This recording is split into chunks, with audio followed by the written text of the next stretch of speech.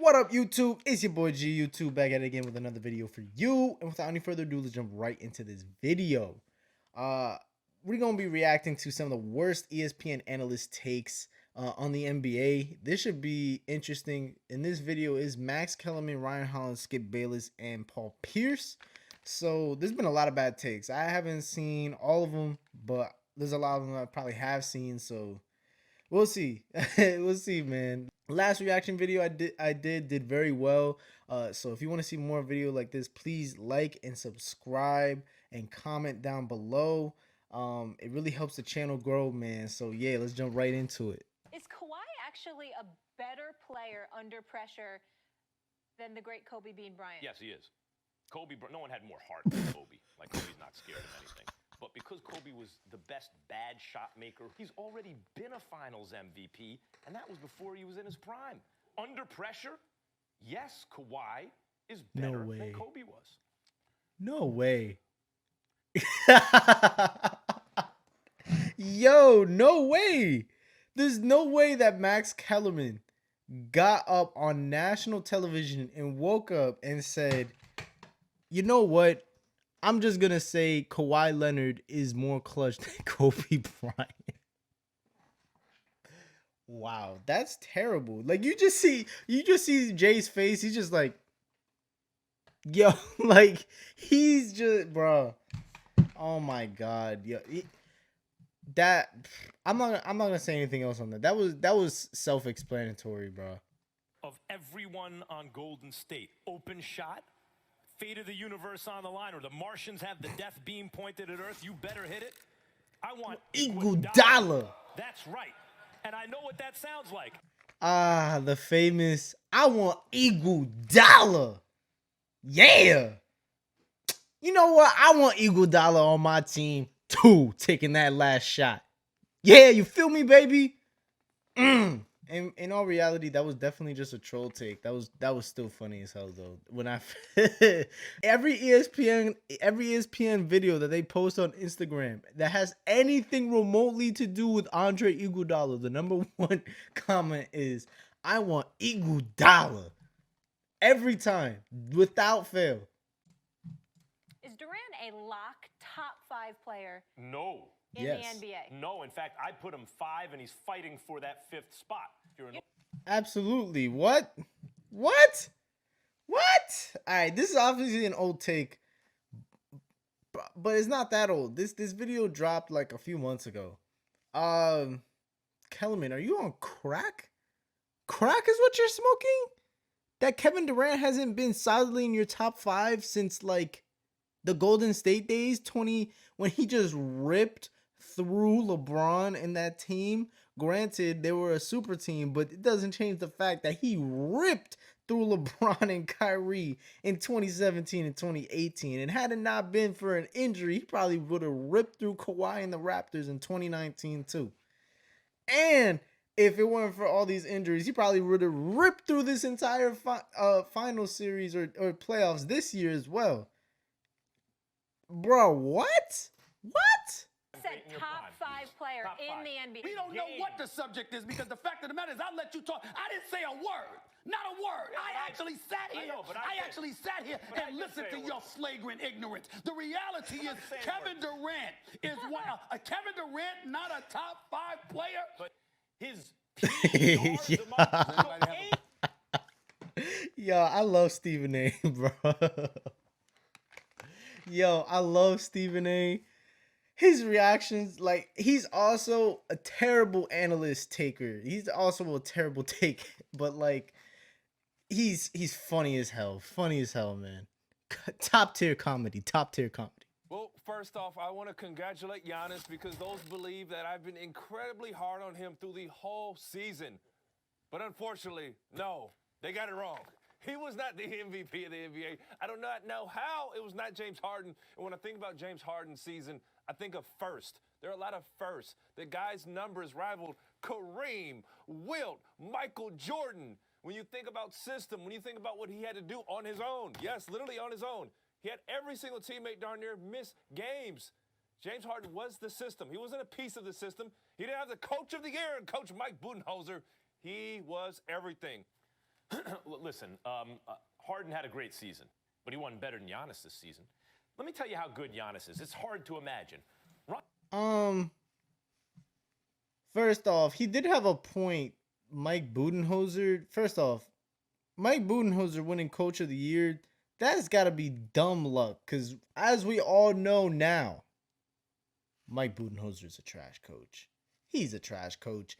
There ain't no way that you could pay me to have Mike Budenholzer as my coach.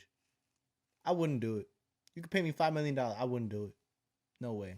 Also, there are a lot of people who do say that Giannis didn't deserve that MVP, or not that he didn't deserve. People do say that. When somebody wins MVP, let's take this out.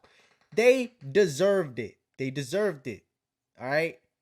It's just, did someone deserve it more? That's the context of the conversation that we have to have here, okay? There is an argument for Harden to actually be the MVP, because that year, while it is true, you know, there actually is a case for James Harden's MVP. I understand what he's saying. James Harden did really average like 36 points a game that season. And I think the Rockets finished as like the 4th seed, and the I think the Bucks finished as the 1st seed that year, was like 60 wins.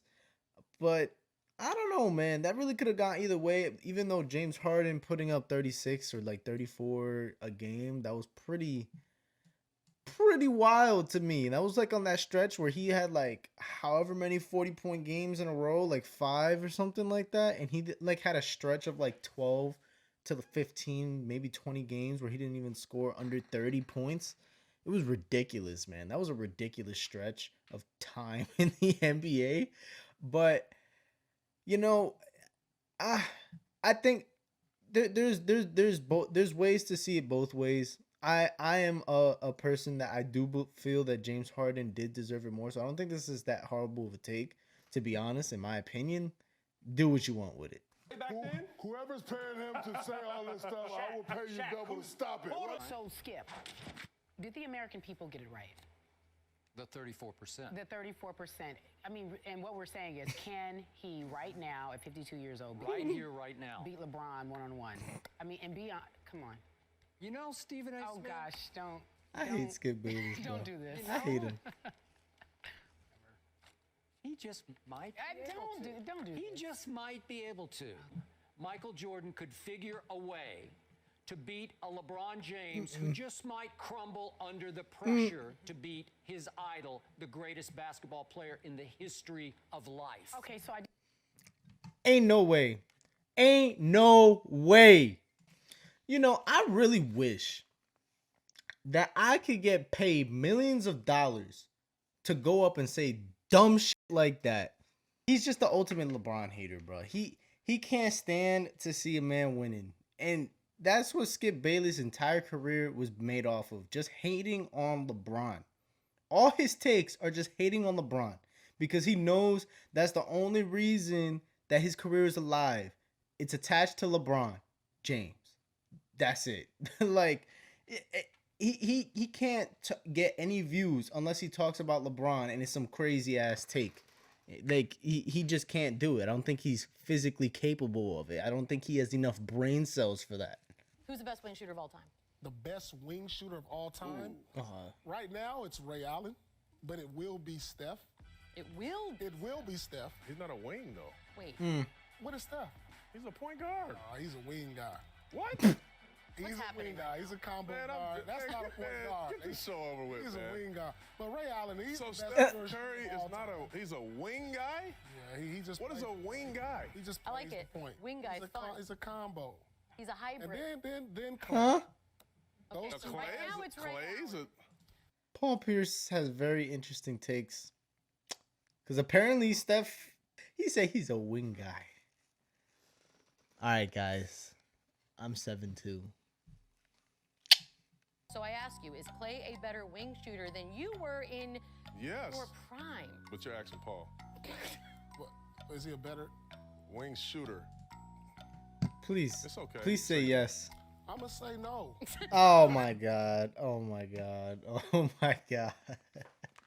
This is why Paul Pierce is out of a job. He was paying too much attention to the big booty strippers that was in the back. You know, they was clouding his mind for these NBA takes. They was putting his reputation. He was putting, you know, his ego in a little too much of a fragile and high horse. You feel me? Oh, Paul Pierce, man. Paul Pierce, as Stephen A would say, stay off the weed. Stay off the weed. This is why. In clutch situations. Why are you starting with that? It was money in the bank. You haven't seen Clay in these situations quite What a type bit. of analysis is this? Paul, riddle me this. Who's the better NBA player? That's easy. I can say that off the bat. That's me. If you give me Shaq, if you give me LeBron, they did. Call it big three. No way, bro. No way. First off, Dwayne Wade was 24 years old when he won his first MVP, and he had one of the greatest like finals games and final series in like NBA history. He dropped 34 points at the age of 24 by himself and brought the city of Miami a championship. So, Paul Pierce, you have one chip. You are smoking crack. I don't know where Milwaukee goes from here because Whoa. So is this over? No, listen. I think it's over. This series is over. Yeah, they One lost. game? You just sat there and said that they could win an NBA Yeah, championship. I did say that, but One game. I think when I watched this today, if Giannis doesn't have a monster game and somebody else besides him doesn't step up, Boston is just going to out-talk. I remember this take. Because when you look down the line, even if I remember this take. This take was really bad because the Celtics ended up losing this series.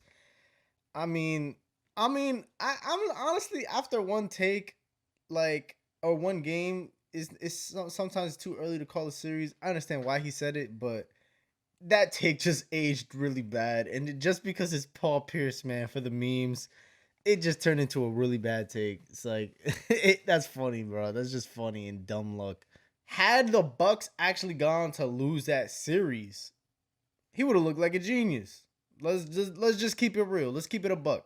It would have been a good take had they actually lost the series, of which they could have. I remember that. Well, we the are reason you trying see all to. these kids doing a step back is because I pioneered. Oh my goodness. I almost want y'all to stop So the you film. created the step back? Yo, Paul Pierce is like the soldier boy of the freaking NBA world. If I'm keeping it a buck, he really is, bro. He claimed he's the best at everything. They stole my whole flow, man. They stole my whole flow. He's the truth for a reason, but he can't be truthful with himself. That's why he's out of a job. That's the reason why, man. Stay off the crack. Stay off the crack. Yeah, man. Those are some pretty bad takes. But it is what it is, man. The only thing is, I didn't think Ryan Hollins' takes were all that bad. If I'm being honest with you, I don't think he deserves to be in this video, but he is. I really don't think so. I like his takes. I think they were okay. It is what it is. And then Skip Bayless and Paul Pierce. When you have two brain cells, that's what happens, you know. And then big booty strippers take away the last two that you had in Paul Pierce's case. So that's really all I got for y'all. So if y'all liked this video, drop a like, subscribe, comment, hit that notification button. It helps the channel grow. Really appreciate all y'all for sticking around to the end. And if I'm gonna have another video actually dropping on the Boston Celtics and what they need to do for the future to win an NBA championship. And if you liked my New York Knicks video, of which if you haven't watched it, it's gonna be right here and probably in the end of the video. You should go watch that, and then I'm gonna make another one on the Boston Celtics. So if you're a Knicks fan, check that out. If you're a basketball fan, check it out. All right, y'all. Till my next video, I'm out.